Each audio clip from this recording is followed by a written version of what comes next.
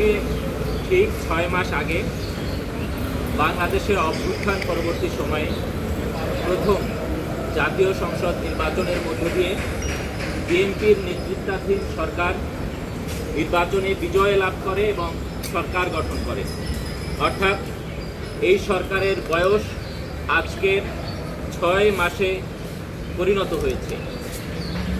এই 6 মাসে সরকারের কর্মকাণ্ডের একটি রাজনৈতিক ও জনস্বার্থভিত্তিক মূল্যায়ন জাতির সামনে তুলে ধরার জন্যই justice and democracy party JDP আজকের এই সংবাদ সম্মেলনের আয়োজন করেছে। জেডিপির পক্ষ থেকে আমি আহ্বায়ক নাঈম আহমদ আজকে আপনাদের সামনে আমাদের মূল্যায়ন তুলে ধরব ইনশাআল্লাহ।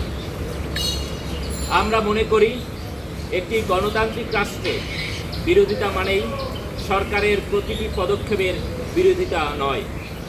জনগণের স্বার্থে সরকারের ভালো কিছু করলে তার প্রশংসা করা এবং ভুল করলে তার সমালোচনা করা দুটি দায়িত্বশীল রাজনীতির অংশ।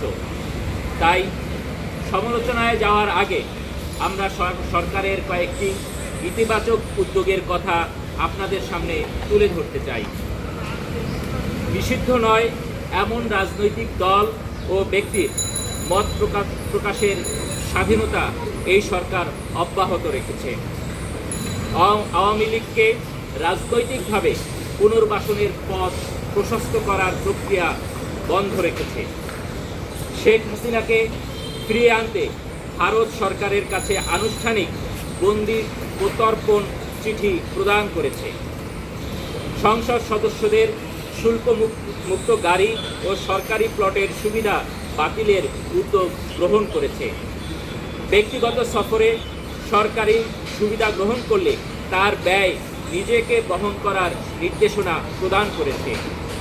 সরকারি কর্মচারীদের সকাল 9টার মধ্যে কর্মস্থলে উপস্থিতির থাকার নিশ্চয়তা এই সরকার উদ্যোগ গ্রহণ করেছে। এ ধরনের কিছু পদক্ষেপ আমরা ইতিবাচক পদক্ষেপ হিসাবে বিবেচনা করতে পারি।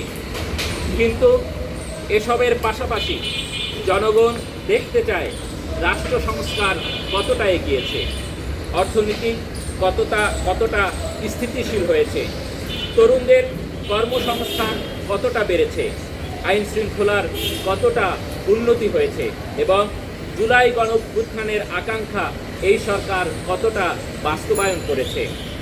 এই জায়গাগুলো বিবেচনা করে আমরা সরকারের কার্যক্রমে বড় ধরনের ঘাটতি দেখতে পাচ্ছি।